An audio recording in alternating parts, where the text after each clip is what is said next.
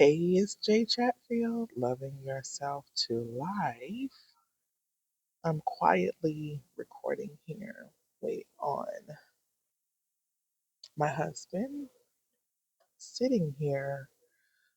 Maybe you can see in the reflection of my glasses. Um, I'm still working on my book, doing some edits. Oh no, what did I do? Well, here it is. Look at this. Probably like showing up maybe the wrong way, but practices to connecting to you, loving yourself to life.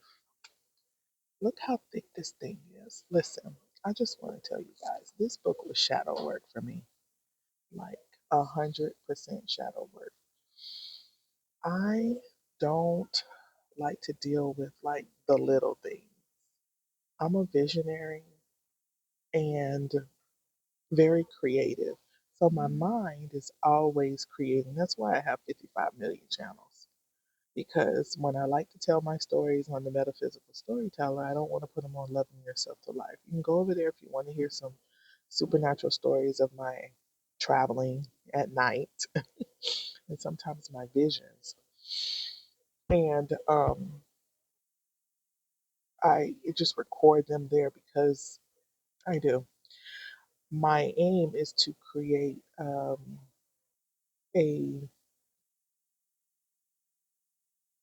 like an app that has metaphysical stories on it because a lot of people who sometimes they think they're crazy. They're like, what did my dream mean? And what did this do? And sometimes it's just for you to share so that other people don't feel like, something's going down. Okay, back to why I turned on this camera. So I've been working on loving yourself to life. It's been shadow work for me because I've had to really tap in to all the healing work I've been doing over the last like 6 years. Um, so this book has stories, but most importantly, it's practices, right? So I wanted it to be a manual of sorts for people who can just go back and just say, you know what, I need to ground myself. I need to put myself back together because shadow work, listen, is hard because you have to face yourself, but in that, you have to love yourself to life so that you can gain self awareness and hold yourself accountable. You can't hold yourself accountable if you don't have any self awareness. I talk about it in the book. But I'm done with the book and now I'm having to go back and straighten up lines on things. I don't know. Maybe you can see. Excuse my computer. I think. But see, these are some of the things that goes into it. So I'm working like I don't like making a table of contents, but I'm here. But I'm showing you guys all of this because look at all these story times in here. This is me, and I do this because I want you to know that you're not alone. Like you're really not alone. It might not be your exact story, but you can connect to these. And um, working on lining these up and getting them because see, it was all off center anyway. And it's been like, I want to say 2 years in the making because I finally had to have enough courage to write about it. And the reason that I had to write about it is because I know my work as a healer, as a scribe, um, is to raise the frequency, is to get people more in tune with themselves so that they can fulfill their purpose that they came here to do. Excuse me. So so many people have gotten away from their creativity, and your creativity is what opens up your life. And you can't do that until you love yourself to life. I know you guys have been looking at my channel. Um, the ones that do follow me. If you want to connect with me. I'm building a community. I do have a website, which is through the production company, Grace Guidance Production. Is graceguidance.com. I do have a community that I'm starting on there, well, that I've already started, to where it's okay to come on and talk about, what's going on, because we need each other in this time. We need to be building community. We need each other, and we need people that's going to be an asset to each other. And even if you're still working on yourself, you're doing better than half the people, over half the people on the world, is you're working on yourself. And that's the most important thing, is that you're in the progress. That means you have gained a level of self-awareness. And you can work with that. You really can't work with someone who don't take accountability and they blaming everybody else, or that they don't really pay attention to themselves to know that, hey, this is where I'm at, and I did this, so this is the result of what I did, right? So my book won't be available until around, I think, March 3rd. So I'm really working on it now to get these edits done. And I just want to encourage you to do the little things, because even me doing the little things in this book, I help other people write their books too. Um, I was more excited about helping them than myself, because like I said, when I go through this, like I was crying writing this. Like there's just things in there that I thought I had resolved, but I'm glad I read the book to say, you know what, there's still a little bit of crumbs on that plate. Let me just take this biscuit and, you know, and now I'm on an inner like health journey for myself, like walking 15,000 steps per day, getting my fast in, my 3-day fast. So I've already seen results for me coming back from my sister cousin's funeral. I'll talk about that later. It'll be on a podcast. That was a part, I had to write this part in here about grief, but I hadn't really, it's really, really weird how the universe works.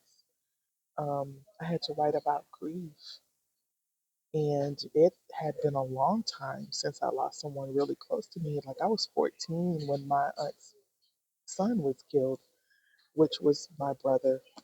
And we're really close, right? So all of us are like sister and brothers. Like this sister cousin that I'm talking about, we grew up in the same house together. She was my first playmate. You know, we're 4 years apart, but I was by myself before her. And my sister, nothing else. We talked 2 days before she transitioned, and we talked about transitioning. But I had to write this book on grief, but I also had to know all of the things that I had been grieving for so long. That's why I say this book was shadow work. And the things that I was grieving was like relationships, like with my mom.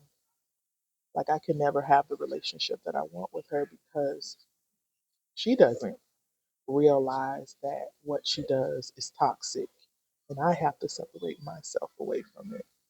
Um, and she's not in that mindset to fix it. So it has to be what it has to be, right? I don't have control over anybody else. So that was one of the things, even with my dad. And I think people think of grief as just, oh, they died, but divorce is grief. You shared your life with this person, and now you don't. However bad or it was, that whatever indifferent or, you know, irreconcilable differences, you still are missing a part of your life that you built. Like something's gone. And you might try and compensate for it in another way, but it's still grief. Um, in the book, I talk about, because my husband invests in real estate,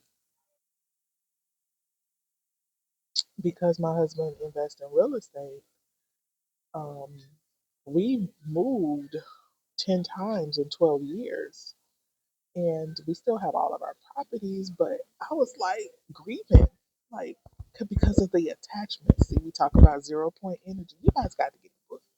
But I talk about 0 point energy on here. You guys can look that up. But I was an attachment to every place, but not realizing that this was steps in the journey, and I would just get so mad. I would get depressed. Then I had to be shown that I need to lead you to where you need to go. So you need to stop it, Latonya. Stop it, Jay Chatfield. You need to stop attaching yourself. You got to be detached in order to be moved. If you say you're about this work, you're about this work. You can't just be thinking that this is it. Maybe a time will come for that. But right now, I need you to be where I need you to be, you know, because I made this contract before I got here, right? So, all right, this is Jay Chatfield. I'll be back more. I'll try my best to make more videos. I've been working on the website, Grace Guidance. I have my teas on there and services, coaching. I coach men and women.